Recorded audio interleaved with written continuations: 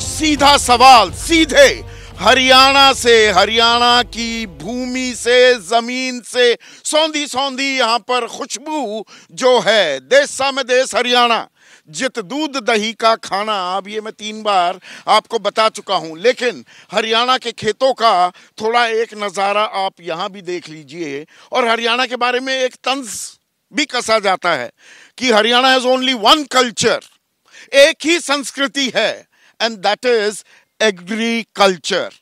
और एग्रीकल्चर, कृषि में हरियाणा का योगदान जबरदस्त है। हरियाली, नाम में ही हरी और हरियाली कहीं ना कहीं शामिल है। लेकिन आज हम बात करने वाले हैं राजनीति की, विशुद्ध राजनीति की, क्योंकि यहां पर विधानसभा चुनाव भी हो रहे हैं। 90 सीटों पर हर कोई अपनी ताल ठोक रहा है। लिस्ट आ रही है, कांग्रेस की एक लिस्ट आई है, और यहां पर अभी हॉर्न बजाने में आप लगे हुए हैं। थोड़ा रुक जाइए, बहुत हॉर्न बजाने के लिए आपको वक्त मिल जाएगा। पर ये देखिए, यहां पर उम्मीदवारों का रेला लगना शुरू हो गया है। गांव गांव, गली गली, खड़ौंजे खड़ौंजे जा रहे हैं वोट मांगने के लिए। कांग्रेस ने 31 उम्मीदवारों की सूची अभी जारी की है। बीजेपी ने 67 उम्मीदवारों की सूची जारी की है। घर वाला बाहर वाला, इस पर भी घमासान जबरदस्त मचा हुआ है। कांग्रेस रिपीट करते दिखाई दे रही है। अपने 27 विधायकों को उन्होंने रिपीट कर दिया है 31 की जो पहली लिस्ट आई है। लेकिन एक बात को लेकर जो आकर्षण का केंद्र बना हुआ है हरियाणा का ये चुनाव, वो है पहलवानों का कांग्रेस में शामिल होना। बीजेपी में पिछली बार हुए थे, बबीता फोगाट हुई, योगेश्वर दत्त हुए, लेकिन इस बार 100 ग्राम वजन ने किस तरह से 140 करोड़ लोगों का, देशवासियों का, भारतवासियों का दिल तोड़ा, ये हमने देखा। विनेश फोगाट मेडल से चूक गई, लेकिन आंखों की दुलारी बन गई पूरे देश की, और अब वो कांग्रेस में शामिल भी हो गई है। तो अब यहां पर ये मंदिर है, जुलाना जो इलाका है, जुलाना सीट से कांग्रेस ने विनेश फोगाट को अपना उम्मीदवार बनाया है।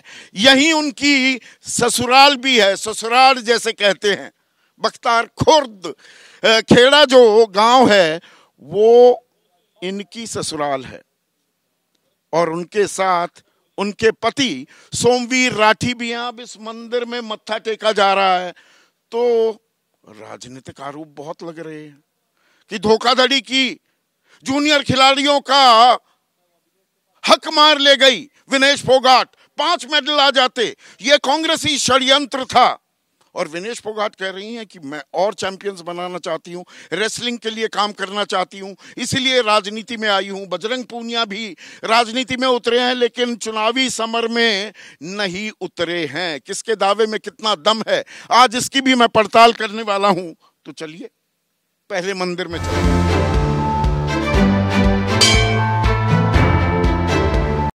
अब ये जुलाना विधानसभा क्षेत्र में ये मंदिर है, ये निराकार मंदिर है, कोई मूर्ति नहीं। जब से मंदिर का निर्माण हुआ है, यहाँ पर लगातार चिनाई चलती आ रही है।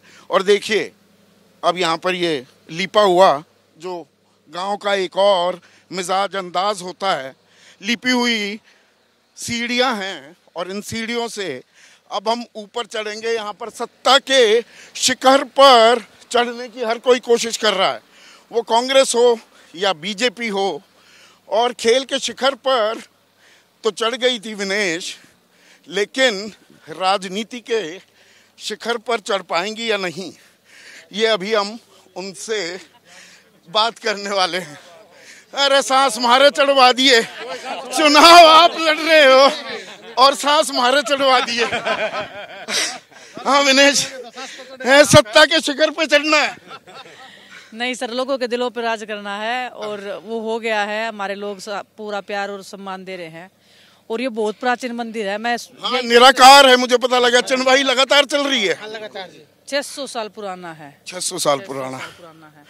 और मैंने आज तक, मतलब जितने भी मंदिरों में मैं गई हरियाणा में, कोई इतना बड़ा मंदिर मैंने तो देखा नहीं आज तक। तो परमात्मा आशीर्वाद रखे हम सबके ऊपर। आशीर्वाद तो सबने लेना पड़ा है। आप तो नई नई आई राजनीति में, ओ को मंदिर में जाता हो चाहे ना जाता हो, और एक जनता जनार्दन। भाई भगवान तो प्रजातंत्र का आप लोग है ना, वोट भाई जिसने बना दो, जिसने बिगाड़ दो, उनके दौरे भी चुनाव में ही याद आती है। भगवान की याद आ गई विनेश? ना सर, हमारे तो भगवान के बिना काम नहीं चलता। हम तो इंजरी हो जाए जब भी भगवान जी प्लीज ठीक जल्दी करियो। अगर हार गए तो भगवान जी को अगली बार जितवाइयो, तो हमारे तो भगवान ही है। मैं तो बेड़ा पार करवाने वाले, और उनकी कृपा बनी रहे, अपने लोगों की कृपा बनी रहे, उससे ज्यादा और क्या चाहिए। अब मैं मिट्टी का मंदिर बताऊं था दर्शकों को कि ये लीपा हुआ है, और पहलवानी में भी दंगल जब करते हैं उसकी भी लिपाई भी होती है, खुदाई भी होती है, मिट्टी से एक जुड़ाव होता है। तो ये पहलवानी का अखाड़ा छोड़ के ये राजनीति में क्या करना आगे? मैं आई नहीं हूँ, मैं बुलाई हूँ। मतलब ना, जितने भी लोग मिल रहे थे सबकी बेटा अब तुम्हें आना पड़ेगा हमारे बच्चों के लिए। ये तो मोदी जी से सीख लिया, मेरे को गंगा मैया ने बुलाया है, आप कह रही हैं जनता ने बुलाया है। कम से कम नहीं, मैं झूठ नहीं बोल रही हूँ। बहुत सारे लोगों ने कि नहीं आपको आना चाहिए, आपको आना चाहिए। मेरा बिल्कुल विचार नहीं था इस चीज़ के ऊपर, ना कभी जिंदगी में सोचा था, क्योंकि मुझे भी बहुत डर लगता है इन चीज़ों से। और सोशल लाइफ बहुत टफ लाइफ है। हम एथलीट के लिए तो बहुत ही ज़्यादा मुश्किल है। लेकिन ना तड़के तो आप उठ तो जाओ हो, पर ये प्रैक्टिस नहीं करने दें। सारे आके बैठ के चाय मांगेंगे और ना पिया हो तो बुरा मान जाएंगे, किसकी तो नाक चढ़ गई। तैयार हैं आप उसके लिए? ना सर, बिल्कुल तैयार हैं। अब अपनी संस्कृति, अपने लोगों को जानने का मौका मिल रहा है। एक तो बड़े बुजुर्गों के साथ जब ऐसे, ये भी हमें शर्माते हैं मतलब पास में बैठने से, क्योंकि हमारा कल्चर ऐसा है कि बच्चों के साथ में नहीं बैठते या महिलाओं के साथ में ज़्यादा नहीं बैठते। मेरे को वो एक मौका मिल रहा है कि अपने बड़ों से जो मैं जितनी भी सभ्यता हमारी रही हरियाणा की, चाहे कितना, वो एक्सपीरियंस मेरे को मिलेगा बहुत ज़्यादा। बहुत चीज़ें हैं जो मेरे को सीखनी है। जो एक ये जिंदगी का एक ऐसा दौर है जहाँ पे मुझे ऐसे लगता है कि खेल से अलग मैं कुछ सीखूंगी। खेल में बहुत सम्मान है। देखिए आपको जो देश ने, देशवासियों ने जो मान सम्मान दिया, पदक ना मिला हो, पदक से ज्यादा प्यार, लाड, दुलार आपको लोगों ने दिया। राजनीति को लेके देखिए आम आदमी की कोई जो भावना है ना, वो ज्यादा सकारात्मक नहीं होती। राजनीति को लेकर एक नकारात्मक पुट आता है। तो जब आप राजनीति में आई हैं, अब आपको डर नहीं लग रहा? ये अपने आप में एक जुआ कि भाई लोग कहें कि भाई विनेश भी वैसी ही लिखड़ी। यही तो धारणा बदलने की एक लड़ाई है ना सर, यही तो बदलने के लिए आ रहे हैं। ईमानदार लोग नहीं है, ईमानदारी से, सच्चाई से काम करोगे ना, तो बहुत सारे पॉलिटिशियन भी ऐसे हैं जो जिनको लोग याद करते हैं, आज भी उनके अच्छे कामों को याद करते हैं। और अभी इनको देने का टाइम है। हमने बहुत कुछ लिया है इनसे, इनकी दुआएं ली हैं, इनका आशीर्वाद लिया है, हमेशा इनसे मांगा है हमने। अभी देने का टाइम है, तो कुछ तो देना पड़ेगा ना। कुछ तो देना पड़ेगा। ऋण है, कर्ज है बहुत बड़ा, और ये उतरेगा नहीं, लेकिन थोड़ा बहुत तो हम, ऐसा है कि हम इनको बोले कि देखो हमने थोड़ा सा तो किया हमारे, क्योंकि नॉर्मल इंसान नहीं कर सकता है। आपको पता है, पावर में जब नहीं होगे, आप कहीं पे नहीं बैठे हो, तो आप भी एक हम नीचे भी उतर सके। मैं आपके कार्यक्रम को बीच में रोकूंगा, चलते चलते बात कर सके। हाँ, तो आप कुछ कह रही थी? हाँ नहीं, तो वही देने का टाइम है, और बहुत बड़ी जिम्मेदारी है ये। हाँ, आप आते रहो, मैं तो फिर भी रिपट सकूं, आप ना रिपटो। तो बस सर, मतलब बहुत बड़ी जिम्मेदारी है। आज एक ही दिन में मुझे लग रहा है कि ये बहुत बड़ी जिम्मेदारी है ना। लेकिन वो ये भी एक संघर्ष है जिंदगी का, इसको भी देखेंगे, इसको भी सीखेंगे। अपने लोग नाराज नहीं हो, अपने लोग निराश नहीं हो ना, वो एक बहुत बड़ी मेरे लिए एक चैलेंज रहेगा। और कोई मेरे लिए ऐसी वो नहीं है कि मैं नहीं कर सकती हूँ, कुश्ती करी है, अभी अपने लोगों के बीच में आई हूँ। क्या पता मैं अगर ये रेसलिंग करी होती तो इतने लोगों से नहीं मिलती। अलग अलग तरीके के विचार, तो एज ए इंसान भी मैं ग्रो करूंगी। और 30 साल की उम्र में जो मैंने सीखा है ना, वो इतना सीख लिया है कि मेरे को, जो 2 साल के संघर्ष में सीखा है कि मैंने 60-70 साल की हो जाती तब भी नहीं सीख पा। चुलाना सोच समझ के लिया। विधानसभा क्षेत्र आपकी ससुराल भी है, यहाँ बहू बन के आई थी विनेश, आज यहाँ पर वोट मांग रही है, उनका प्रतिनिधित्व करने की बात कर रही है। नहीं सर, कोई सोच समझ के नहीं लिया था, ये पार्टी का निर्णय हुआ है। मैंने किसी भी एक सीट का ये नहीं बोला था कि मुझे ये करना। मैंने बोला कि आप देखो आपको क्या ठीक लग रहा है, कि आपको देना है, नहीं देना है, करना है, नहीं करना है, वो आपके ऊपर है। तो पार्टी ने डिसाइड किया कि ये करना है। नहीं, अब वो आरोप लगने लगे ना, अब तो राजनीति में आई हो, आरोप तो झेलने पड़ेंगे। पहले तो अपने प्रतिद्वंदियों के दांव पेच, उनकी काट ढूंढनी थी। अब ये जुबानी तीर जो चलेंगे, ये चलने शुरू हो गए हैं कि ना जी कांग्रेस का षड्यंत्र था, कांग्रेस वाले ने बिठा दिए थे ये पहलवान। और अब ये आगे राजनीति में देखो जी, 2 + 2 = 4 हो गया, हेंस प्रूव्ड। सबसे पहले तो जब धरने पे बैठे थे ना सर, तो बीजेपी के 2 लोगों ने परमिशन लिया था जंतर मंतर पे बैठने का। तो वो तो ये पॉइंट ही नहीं है कि किसने बिठाया था, किसने तो आपकी बीजेपी ने पॉलिटिक्स की थी, हमने तो की नहीं। हम तो सच्चे मन से एक अच्छी भावना से बैठे थे। हमें हमारे साथ ही गेम कर गए उनके लोग ही, वो अलग बात है। लेकिन वो लड़ाई हमने छोड़ी नहीं, उस लड़ाई में हमने हार नहीं मानी है। और आने वाली जनरेशन को हम बोल सकते हैं कि देखो, हमने लड़ाई लड़ी, लड़ाई का रिजल्ट क्या होगा हमें नहीं पता है। हमने लड़ी है, लड़ रहे हैं और मरते दम तक लड़ेंगे। जब तक ये लड़ाई खत्म नहीं होगी ना, तब तक तो हम नहीं मरेंगे। साक्षी मलिक कहती हैं कि नहीं, आंदोलन जारी रहना चाहिए, आंदोलन की पवित्रता के साथ छेड़छाड़ नहीं होनी चाहिए। ऑफर मेरे पास भी आए, मैंने तो ठुकरा दिया। सर ये तो एक वही, उसने साक्षी ने यही भी बोला ना कि पर्सनल चॉइस है। जैसे अभी साक्षी ने ये बात बोली, साक्षी ने कुश्ती छोड़ दी थी, मैंने नहीं छोड़ी, मैंने की, है ना। तो ये आंदोलन की रही बात, आंदोलन तो हमारा अभी चल नहीं रहा है ना।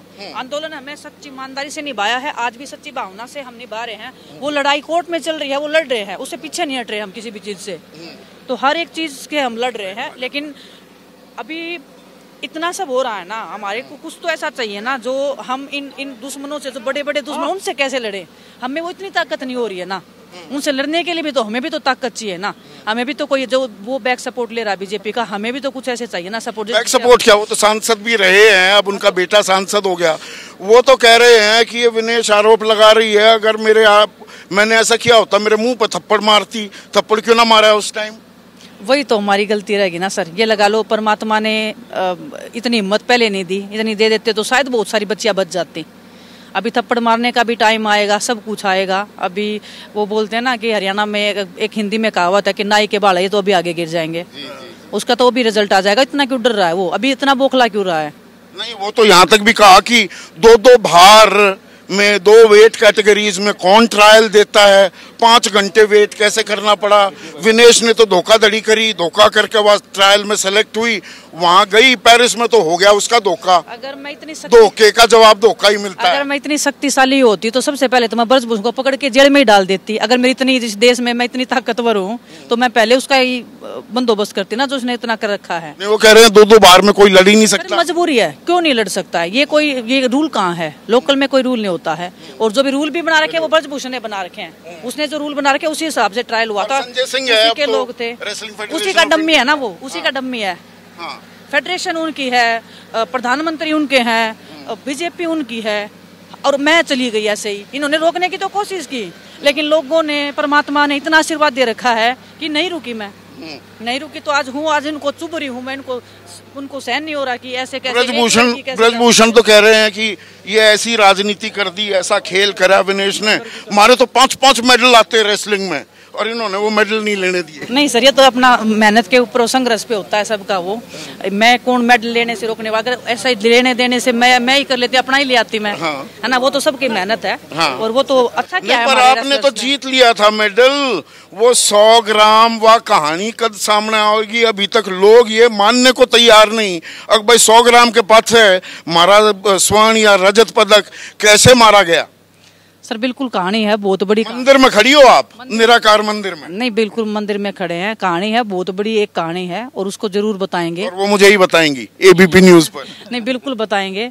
बहुत गेम तो बहुत क्या बताइए ना इन्होंने। इनका बस चले तो पता नहीं क्या कर देते, लेकिन परमात्मा ने इतना बड़ा आशीर्वाद। कानूनी लड़ाई भी लड़ी जा सकती थी वहाँ पुरजोर तरीके से, उसमें बहुत हीला हवाली हुई, बहुत देरी हुई।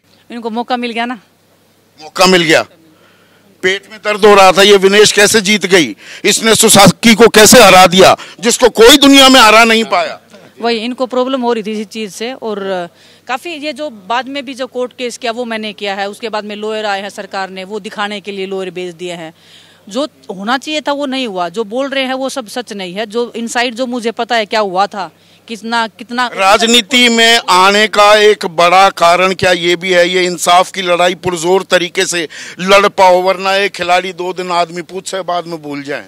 यही सबसे बड़ा रीजन है। यही है मजबूरी है, हमारी मजबूरी है। रोड पे जाए तो उधर से फेंक रहे हैं, ओलंपिक्स में जाए उधर से टांग खींच रहे हैं। जाए तो जाए कहाँ जाए आप बताओ। पर आपने इतने लोगों का सत्यानाश भी कर दिया। वो जो अखाड़े में जहाँ जाया करते, उन अखाड़ों में जाने को तैयार नहीं।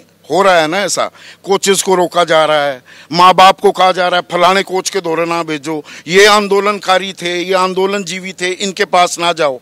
आपने उनको परेशानी में डाल दिया। सर मैं तो बोलती हूँ कि अच्छा संकेत है, अगर माँ बाप इतने अलर्ट हो रहे हैं अपनी बच्चियों को लेके तो ये एक अच्छा संकेत है। उनको पता चल रहा है कि इनसाइड क्या होता है, वो अपनी बच्चियों को सेफ रख सकते हैं, वो इस चीज पे अलर्ट हैं, वो एक अच्छा संकेत है। आप उसको गलत नहीं बोल सकते। पहले माँ बाप हर चीज लड़कियों को किसी के ऊपर छोड़ देना वो एक बहुत बड़ी एक गलत चीज थी जो हमने देखी है, जो हमने